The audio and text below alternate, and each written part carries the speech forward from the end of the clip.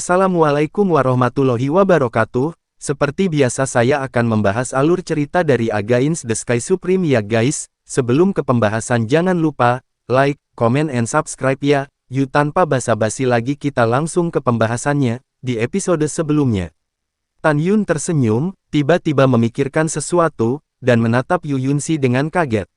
"Mengapa kamu menatapku dengan mata seperti itu?" ucap Yu Yunxi mengerutkan kening. Tan Yun berkata, "Kamu membunuh ratusan alam suci Tao yang terkenal," ucap Tan Yun. "Yah, ada apa?" ucap Yu Yunxi bertanya. Tan Yun berkata tidak percaya, "Kamu membunuh begitu banyak orang kuat yang lebih tinggi dari wilayahmu tanpa terluka sama sekali," ucap Tan Yun. "Tidak," Yu Yunxi mengangkat bahu, "sudah kubilang sebelumnya, jika kamu dan aku dalam duel, aku memiliki kepercayaan 90% dalam mengalahkanmu. Tetapi kamu sendiri tidak percaya," ucap Yu Yunxi. Tan Yun mengangguk dan tersenyum, "Kamu memang mengatakannya, dan aku pikir itu hanya lelucon, tapi aku sedikit percaya sekarang," ucap Tan Yun. "Apa, ayo puji putri ini," ucap Yu Yunxi berkata sambil tersenyum. "Puji-puji," ucap Tan Yun tersenyum sedikit tidak wajar. Dalam keadaan kesurupan, Tan Yun merasa bahwa Yu Yunxi telah berubah. Dia menjadi sedikit asing, dan dia bahkan membuat dirinya merasa bahwa gadis di depannya bukanlah Yu Yunxi seperti dulu. Yu Yunxi tidak melihat perubahan di mata Tan Yun, tetapi Shen Subing yang sedang menunggu di pagoda dengan manset Tan Yun melihatnya. Bagi Shen Subing, Tan Yun adalah segalanya baginya. Tidak diragukan lagi bahwa di antara para gadis, siapapun yang paling mengenal Tan Yun pastilah Shen Subing. "Suamiku, ada sesuatu dalam pikiranmu," ucap Shen Subing. Suara Shen Subing terdengar dari benak Tan Yun. "Aku memiliki sesuatu dalam pikiranku," ucap transmisi suara Tan Yun. "Alasan kekhawatiranku adalah karena Yunxi kan," ucap transmisi suara Shen Subing. "Iya," Tan Yun berkata tanpa ekspresi, "saya merasa bahwa dia bukan putri ketujuh yang sulit diatur dan disengaja. Saya menemukan bahwa aku tidak dapat melihatnya. Biasanya, semakin tinggi alam, semakin lambat, kemampuan tantangannya lebih rendah, tetapi Yunxi berbeda, ranahnya lebih tinggi dari milikku, dan kecepatan kultivasinya lebih cepat dariku. Dia hanya manusia, permata di tangan Kaisar Agung Shizu, tidak peduli seberapa berbakatnya dia tidak terlalu jenius," ucap Tan Yun. Mendengar ini, Shen Subing mengerutkan kening dan berkata, "Suamiku, apakah kamu terlalu banyak berpikir?" ucap Shen Subing. "Aku terlalu banyak berpikir," Tan Yun berkata, "tapi aku percaya pada penilaianku, dia memang telah berubah, dan dia menjadi sedikit aneh," ucap Tan Yun. Shen Subing terdiam lama sebelum dia berkata, "Suamiku, tidak peduli berapa banyak dia telah berubah, tetapi intuisi seorang wanita memberitahuku bahwa hatinya untuk kamu tidak berubah. Aku katakan sebelumnya bahwa dia menyukaimu, tetapi kamu tidak percaya, maka aku akan memberitahumu dengan serius sekarang. Apakah dia menyukaimu atau memperlakukanmu sebagai teman dekat, dia akan mati untukmu dan akan lebih baik mati. Suamiku, jangan terlalu banyak berpikir. Sekarang, Yunxi adalah gadis yang baik, tidak peduli bagaimana dia berubah, itu adalah fakta bahwa hatinya untukmu tidak berubah, dia wanita yang telah mengabaikan keselamatanmu sendiri lagi dan lagi kan," ucap Shen Subing. Mendengarkan kata-kata Shen Subing, Tan Yun mengangguk. "Tan Yun, ada apa denganmu?" Yu Yunxi tersenyum, "Kenapa kamu mengangguk?" "Oh gelombang begitu, kamu dan istrimu mengirimkan suara kan," ucap Yu Yunxi. Tan Yun tersenyum dan tidak menyangkalnya, dia mengambil nafas dalam-dalam, dia mengambil langkah ke arah Yu Yunxi dan berkata dengan tulus, "Yunxi, maafkan aku. Saya pernah berjanji kepada Anda bahwa saya akan membawa Anda tur gunung dan air, dan pergi ke banyak tempat yang belum pernah Anda kunjungi. Tetapi selama bertahun-tahun, saya belum melakukannya, dan sebaliknya membiarkan Anda mengikuti saya dalam petualangan lagi dan lagi," ucap Tan Yun. Mendengarkan kata-kata Tan Yun dan menatap mata tulus Tan Yun, tubuh halus Yu Yunxi bergetar, ujung hidungnya sakit, dan matanya basah dan merah. "Uci." Yu Yunxi meneteskan air mata, tersenyum dan menangis, dan berpura-pura marah, "Apa yang kamu bicarakan? Apakah kamu mencoba menipu air mata orang?" ucap Yu Yunxi. Melihat penampilan Yu Yunxi, Tan Yun merasa sedikit tersesat. "Oke, kamu tidak perlu merasa bersalah," Yu Yunxi tersenyum dan berkata, "Putri ini bersedia melakukan semua ini." Selain itu, apakah kamu lupa, kamu adalah penyelamat putri ini, dan lebih dari sekali. Dan kamu, jangan lupa, semua orang di dunia sekarang tahu bahwa kamu adalah tunanganku, dan masuk akal bagiku untuk mengikuti tunanganku, ucap Yu Yunxi. Setelah berbicara, Yu Yunxi mengubah topik pembicaraan dan berkata, katakan padaku, sekarang apa rencanamu, ucap Yu Yunxi. Tan Yun merenung sejenak, dan matanya menunjukkan niat membunuh yang kuat. Wakil penguasa kota Huyun, dia membunuh dewa kuno abadiku dengan kakak laki-lakinya Hu Feng, dan aku akan menunggunya datang kembali ke sini. Tidak membunuh dia, aku tidak bisa mengeluarkan kebencian di hatiku, ucap Tan Yun. Mata Yu Yunxi khawatir, aku juga ingin membunuh Huyun, tapi aku khawatir jika Kaisar Dongzu juga datang, maka kita tidak bisa pergi jika kita mau, ucap Yu Yunxi. Tan Yun, untuk waktu yang lama, kita tidak bisa mengambil risiko, kita harus pergi dulu, dan ketika Anda kuat di masa depan, ketika Anda menyerang wilayah ilahi Dongzu, belum terlambat untuk membunuhnya, biarkan bajingan sialan itu hidup lebih lama lagi. Tepat ketika Tan Yun ragu-ragu, suara Shen Subing bergema di benaknya, dan putri-putri itu juga menyarankan Tan Yun untuk pergi dengan cepat untuk tidak terbawa oleh kebencian dan tinggal. Arti dari gadis-gadis itu sangat sederhana.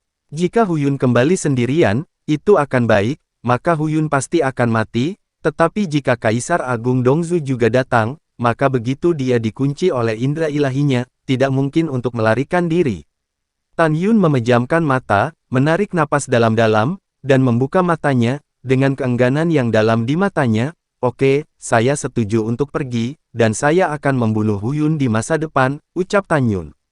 Suami, kemana kita akan pergi sekarang, ucap transmisi suara Shen Subing. Pergi ke ujung barat wilayah Dewa Benua Timur, temukan cara untuk melarikan diri, dan kembali ke wilayah ilahi Benua Barat melalui Lautan Iblis.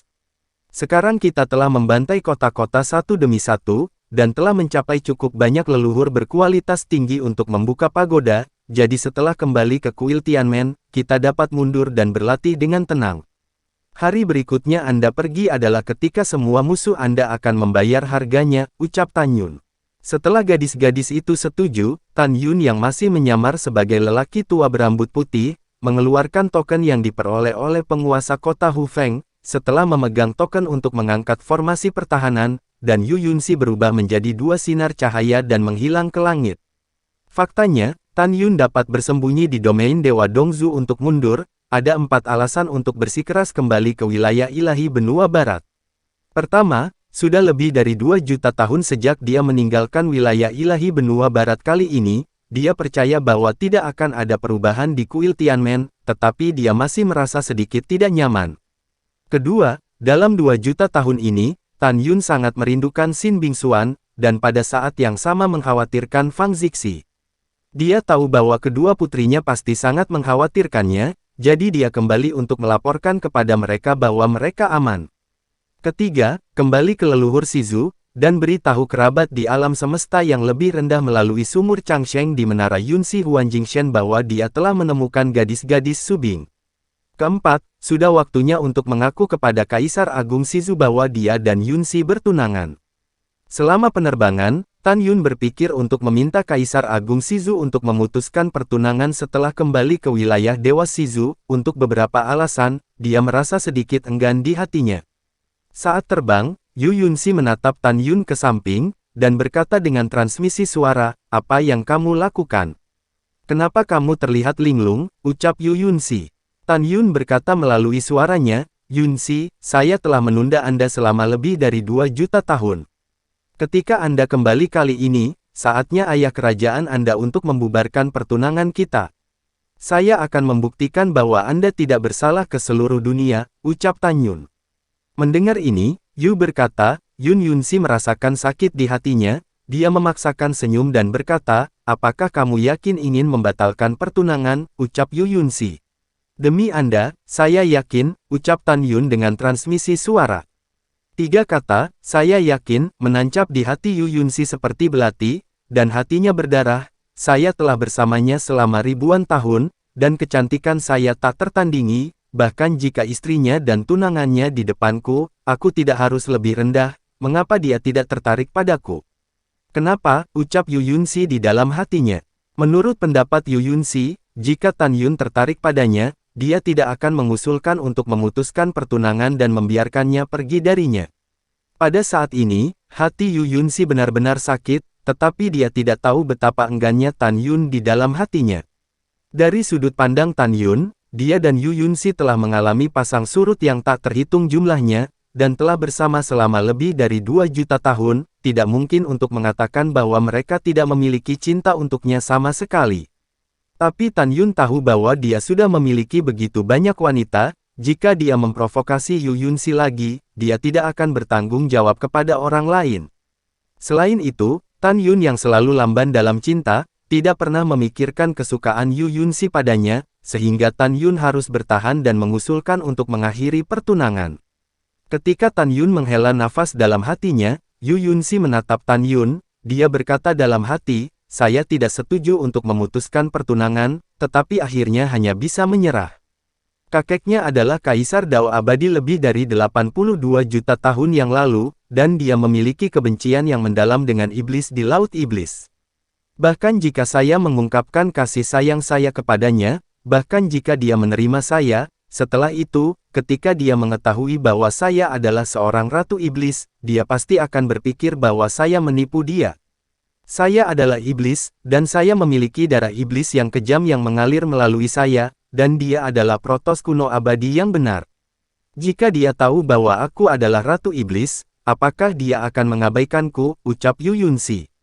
Memikirkan hal ini, hati Yu Yunxi dipelintir seperti pisau, dan matanya yang indah penuh dengan air mata. Apa yang terjadi padamu Yunxi? Apa aku mengatakan sesuatu yang salah? Ucap Tan Yun tampak gugup. Tidak, Yu Yun tersenyum dan tampak bahagia, meskipun aku dan kamu bukan kontrak pernikahan yang nyata, bagaimanapun juga, ayahku telah mengumumkannya kepada dunia sebelumnya, dan aku memiliki beban di dalam hatiku.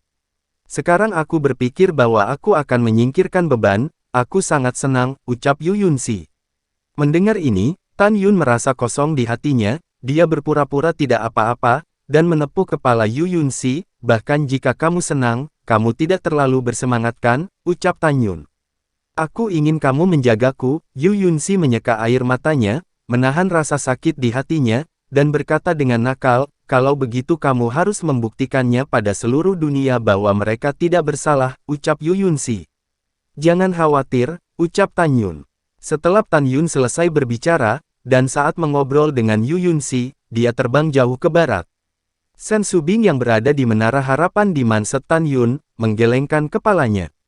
Ji Yuyan dengan serius berkata, saudari Sen juga berpikir bahwa Yunxi tidak senang sama sekali. Iya. Sen Subing sedikit mengangguk dan berkata, suamiku, dia sangat pintar dalam hal-hal lain, hanya secara emosional, dia sangat membosankan. Sebagai seorang wanita, saya bisa merasakan hati Yu Yunxi. Saya khawatir dia telah jatuh cinta pada suami, ucap Sen Subing. Setelah 8 hari, di Zentian Divine City, di luar City Lord's Mansion, di Hall of Time and Space. Bas, kekosongan di aula terdistorsi, dan Hu Yun, wakil penguasa kota, keluar dari udara tipis dari susunan teleportasi. Mungkin sekarang saudara laki-laki itu telah menangkap sisa-sisa Protos kuno yang abadi, ucap Hu Yun. Memikirkan hal ini, Hu Yun sangat bersemangat. Senyum di wajah Hu Yun menghilang, alisnya berkerut, dan dia mencium bau yang menyengat dari luar aula. Baunya bercampur darah dan ketengikan. Segera, firasat buruk muncul, Hu Yun buru-buru melangkah keluar dari aula, dan ketika dia melihat pemandangan di depannya, seluruh tubuhnya terasa seperti disambar petir. Dia menemukan bahwa di luar aula ruang dan waktu, ada mayat membusuk yang menutupi tanah, tidak bisa melihat ujungnya. Wosh! Hu Yun naik ke langit, tergantung di awan, melepaskan indera ilahi dan menyelimuti seluruh kota.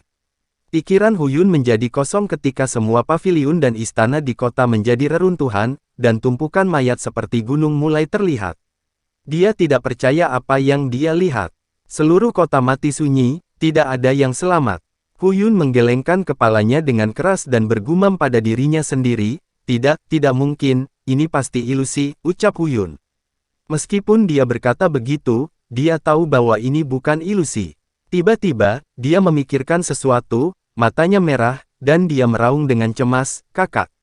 Baer, kakak laki-laki yang dia katakan adalah penguasa kota Hufeng, dan Baer adalah putra satu-satunya. Setelah beberapa saat menelepon, tidak ada yang menjawab untuk waktu yang lama. Wosh! Huyun buru-buru menukik ke bawah dan menuju ke Denghun Palace of the City Lord's Mansion. Bang! Setelah beberapa napas, Huyun Fei mendarat di luar Denghun Palace dan menendang pintu aula. Lampu kehidupan padam di Hall of Lamp Soul, air mata menggenang di matanya. Baru pada saat ini dia menyadari bahwa kakak laki-laki tertuanya dan semua kerabat putranya telah meninggal. "Tidak!" teriak Huyun dalam kesedihan, hatinya dipelintir seperti pisau. Setelah 1 jam penuh, Huyun berhenti menangis, terbang keluar dari City Lord's Mansion, dan memasuki Space Time Hall lagi. Setengah bulan kemudian, malam tiba. Di kota leluhur Dongzu, di Istana Kekaisaran, di Aula Dongzu Zun. "Hahaha, Huyun, mengapa kamu kembali begitu cepat?" ucap Kaisar Agung Dongzu bangkit dengan senyum dari kursi naga, memandang Huyun yang memasuki aula, dan berkata dengan penuh harapan. "Ayo, apakah saudara laki-lakimu menangkap sisa-sisa Protoss?" ucap Kaisar Agung Dongzu. Plop, Huyun tiba-tiba berlutut dan bersujud dengan sedih, melapor kepada Kaisar Agung, ketika bawahan kembali ke kota, kota ilahi Zentian telah dibantai, dengan 180 miliar semua orang mati. "Saudara laki-lakiku juga tewas dalam pertempuran," ucap Huyun. Senyum Kaisar Agung Dongzu membeku di wajahnya, dia berdiri dengan tiba-tiba, dan berteriak, "Apa yang kamu katakan? Kota terbesar ketiga di dinasti leluhurku, dan sisa-sisa Protoss kuno abadi telah membantai kota itu. Dan saudara laki-lakimu Hufeng, dia adalah kekuatan besar dari alam leluhur Dao tingkat ketiga, bagaimana mungkin dia tidak menjadi lawannya dari sisa-sisa itu?" ucap Kaisar Agung Dongzu. Menghadapi keraguan Kaisar Agung Dongzu, Huyun bersujud, "Kaisar Agung, kota ilahi Zentian benar-benar hilang," ucap Huyun. "Saya sangat marah," ucap Kaisar Agung Dongzu. Ketika Kaisar Agung Dongzu dipenuhi dengan kemarahan yang benar, badai melonjak di dalam hatinya, dan dia tidak tahu harus berpikir apa, meninggalkan Huyun untuk terbang keluar dari istana Dongzu Zun dengan kecepatan tinggi, melewati area teleportasi raksasa tiba di Dongzu Shenzong. Di aspirasi ke Gunung Ilahi, di Istana Kenaikan. Di aula, Kaisar Agung Dongzu dan Master Sekte Dongzu Shenzong, Fu Chashu, duduk saling berhadapan. Setelah Kaisar Dongzu memberitahu Fu Chashu tentang pembantaian Zentian Sencheng, wajah Fu Chashu sangat berubah. Fu Chashu tidak takut dengan runtuhnya Zentian Sencheng, tetapi takut dengan kemajuan pesat Tan Yun. Kaisar Agung Dongzu mengangkat alis dan garis vertikalnya dan berkata, "Paman, saya menduga bahwa alam sisa Protoss bukan lagi alam Raja Dao, sangat mungkin itu adalah Kaisar Dao atau bahkan alam Kaisar Suci Dao," ucap Kaisar Agung Dongzu. Alasan mengapa dia berada di alam Raja Dao itu hebat ketika melampaui bencana, dia tidak memiliki gambaran di benaknya, itu karena bakatnya terlalu menakutkan. "Paman, apa yang bisa kita lakukan? Sisa ini sekarang memiliki kekuatan untuk membunuh kekuatan besar dari alam leluhur Dao tingkat ketiga. Jika Anda memberinya jutaan tahun, apakah Anda dan saya masih memiliki kesempatan untuk bertahan hidup?" ucap Kaisar Agung Dongzu. Mendengar itu, Fu Chashu mengerutkan kening, gelisah. Setelah Fu Chashu terdiam untuk waktu yang lama, dia berkata dengan sungguh-sungguh, "Kami tidak dapat menemukan kelemahan dari sisa-sisa ini, jadi kami tidak dapat memaksanya untuk muncul. Dia telah melampaui kekuatannya dan telah mencapai tingkat yang begitu menakutkan, jika kita ingin berada di wilayah Dewa Kontinental Timur yang luas, menangkapnya sama sulitnya dengan mencapai langit. Lebih dari 2 juta tahun yang lalu, dia hanya berada di alam Tao tingkat 9. Dalam waktu yang singkat kekuatannya telah meningkat begitu cepat, yang benar-benar menakutkan. Namun, masalahnya telah sampai pada titik ini, dan tidak ada cara yang lebih baik, Saya ingin dia meninggalkan wilayah ilahi benua timur sesegera mungkin, dan juga pergi untuk mencambuk wilayah ilahi benua utara dan wilayah ilahi benua selatan, ucap Fu Chashu.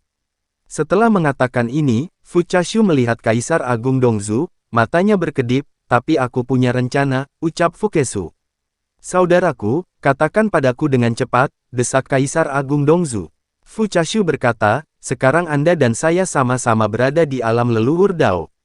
Jika Anda dapat melangkah ke alam leluhur Dao tertinggi dalam jutaan tahun ke depan, maka Anda tidak akan takut dengan sisa-sisa Protoss kuno. Wilayah Dewa Benua, bahkan jika benua timur Shenzong dihancurkan, dan dinasti leluhur benua timur dihancurkan, kita seharusnya tidak muncul.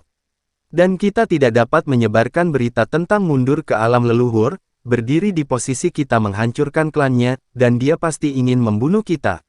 Jadi selama dia berpikir bahwa kita masih di alam leluhur Dao dan berpikir bahwa dia memiliki kekuatan untuk melawan kita, dia pasti akan bertarung dengan kita.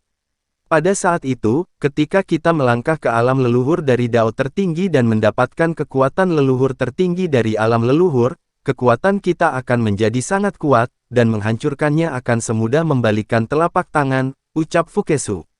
Mendengar ini, Kaisar Agung Dongzu mengangguk dan berkata, Paman, ide bagus, namun, Anda juga sadar bahwa terlalu sulit untuk maju dari alam leluhur Dao ke alam leluhur Dao yang tinggi, karena zaman kuno, tidak ada yang pernah melangkah ke alam legendaris ini, ucap Kaisar Agung Dongzu. Kamu benar, Fu Chashu menarik napas dalam-dalam dan berkata dengan sungguh-sungguh, tapi kita tidak punya jalan keluar, dan tidak ada cara untuk menghentikan sisa-sisa tumbuh. Dua jalan di depan kita sekarang adalah untuk hidup jutaan tahun, dan kemudian menunggu untuk dibantai oleh orang lain, atau dalam jutaan tahun, dengan putus asa melangkah ke alam leluhur Dao tertinggi, untuk mendapatkan kekuatan leluhur asli dari alam leluhur tertinggi yang legendaris, untuk membunuh sisa-sisa, ucap Fukesu. Setelah mendengarkan, Kaisar Dongzu mengangguk setuju dan berkata, ya, itulah satu-satunya cara untuk melakukannya hari ini. Namun, kita masih harus menyebarkannya, dan kita tidak bisa membiarkan dewa leluhur kita dibantai dengan liar lagi. Paman, saya punya Anda mungkin juga mendengarkan beberapa ide, ucap Kaisar Agung Dongzu. Fu Chashu berkata, mari kita bicara, ucap Fu Chashu. Kaisar Agung Dongzu berkata, saudaraku, dinasti leluhur saya memiliki lebih dari 10.000 kota, saya bisa meninggalkan kota-kota lain, tetapi 8 kota yang tersisa tidak bisa. Pada awalnya, termasuk kota ilahi Zentian yang dibantai, orang-orang di 9 kota dewa besar dari dinasti kami memberikan kontribusi besar dalam pengepungan Protoss kuno abadi, jadi saya harus lindungi mereka apapun yang terjadi. Jika Anda ingin melindungi mereka, saya akan membawa kembali pusat kekuatan alam Taois yang tidak aktif di perbatasan barat wilayah Dewa Benua Timur dan mendistribusikannya di 8 kota besar para dewa. Dengan cara ini, untuk menjaga perbatasan barat yang menuju ke wilayah Laut Iblis, aku harus mengandalkan kakak dan adik di Dongzu Shenzong, ucap Kaisar Agung. Mendengar ini, Fu Chashu mengangguk dan berkata, tidak masalah, lakukan saja apa yang kamu katakan dan aku akan segera mengirim beberapa leluhur Tao yang kuat untuk menggantikan orang-orang dalam leluhurmu yang menjaga perbatasan barat, ucap Fukesu. Kaisar Agung Dongzu berkata dengan penuh terima kasih Paman, maka saya akan pergi dulu. Setelah saya mengaturnya, saya akan mundur, ucap Kaisar Agung Dongzu. Setelah Fu Chashu mengirim Kaisar Agung Dongzu pergi, dia segera memerintahkan untuk mengirim beberapa leluhur Dao, pergi ke Lautan Iblis. Setelah setengah tahun, Fu Chashu dan Kaisar Agung Dongzu telah mundur. Pada saat yang sama, mobilisasi kultivator di Laut Iblis telah selesai, dan eksekutif tingkat tinggi dari alam leluhur Shenzong Dao Benua Timur akan mengambil alih. Alasannya, di persimpangan perbatasan barat dan lautan sihir, kekuatan besar dinasti leluhur Benua Timur dan kekuatan besar Shenzong Benua Timur di persimpangan domain dapat bergantian hanya dalam waktu setengah tahun. Itu karena Shenzong Benua Timur dan dinasti leluhur Benua Timur memiliki rahasia satu arah rute menuju perbatasan barat dengan arai transmisi. Satu arah berarti bahwa orang dapat mencapai perbatasan barat dari Dongzu Shenzong dan dinasti leluhur Dongzu, sementara orang-orang di perbatasan barat tidak akan kembali ke Dongzu Shenzong dan dinasti leluhur Dongzu tanpa susunan teleportasi. Tidak ada keraguan bahwa persimpangan perbatasan barat dan Lautan Iblis adalah pintu gerbang ke wilayah ilahi Benua Timur. Musim berganti, 6 tahun telah berlalu. Sekarang seluruh dinasti leluhur Dongzu panik, karena selama periode itu, Tan Yun dan Yu Yunxi membantai 30 kota satu demi satu. Tak satu pun dari orang-orang yang dibantai itu tidak bersalah, dan mereka semua adalah orang-orang yang membuat sumpah darah untuk membunuh Protoss kuno yang abadi. Di wilayah Dewa Benua Timur, di puncak dekat perbatasan barat, berdiri satu tua dan satu muda. Pria tua berambut putih itu Tan Yun yang menyamar dan gadis itu adalah Yu Yunxi. Tan Yun melihat ke kejauhan dan berkata dengan suara rendah, "Yunxi, dengan kecepatan kita dapat mencapai perbatasan barat dalam 3 hari. Jika tidak ada kecelakaan, akan ada penjaga yang kuat di perbatasan. Kamu masuk ke menara untuk saat ini dan tunggu aku pergi. Ketika di wilayah ilahi benua timur mencapai Laut Iblis, kamu akan keluar lagi," ucap Tan Yun. "Iya," Yu Yunxi berkata dengan cemas, "kalau begitu kamu harus lebih berhati-hati," ucap Yu Yunxi. Setelah itu, Yu Yunxi memasuki pagoda harapan dengan mindset Tan Yun. "Suamiku, tujuan kami adalah untuk melarikan diri, jangan berkelahi," peringatan Sen Subing terdengar di benak Tan Yun. Setelah Tan Yun mengangguk, dia menggunakan teknik tembus pandang, membawa arus udara samar, dan diam-diam pergi ke arah Lautan Iblis. Di perbatasan barat wilayah Dewa Benua Timur, di mana ia bertemu dengan Lautan Setan, kini telah membangun menara kota. Tembok kota di kedua sisi menara kota, yang panjangnya ribuan mil, menghalangi jalan ke Laut Iblis. Di tembok kota yang menjulang tinggi, setiap 10.000 kaki, seorang Jenderal Dao King Stage berhenti. Dan di menara, ada seorang lelaki tua dengan baju besi ungu duduk bersila. Orang tua itu adalah salah satu dari 6 komandan dinasti leluhur Dongzhou, yang bernama Luo Chengren, yang merupakan alam leluhur Dao tingkat ketiga. Di kedua sisi menara, ada jutaan dewa yang tersebar. Itu benar, ada jutaan jenderal ilahi, tidak satu pun dari mereka adalah tentara ilahi. Dewa-dewa ini semuanya kuat di alam Tao. Hari ini, orang-orang ini adalah satu-satunya yang menjaga perbatasan barat di sisi terang. Faktanya, mereka masih tertidur dalam kegelapan. 8 pemujaan utama dari benua timur Shenzong. 8 pemuja utama adalah semua alam leluhur Dao, kekuatan terendah juga alam leluhur Dao tingkat ketiga, dan basis kultivasi tertinggi telah mencapai tingkat kelima. 3 hari kemudian, langit dipenuhi bintang, dan bulan yang cerah terbenam di langit.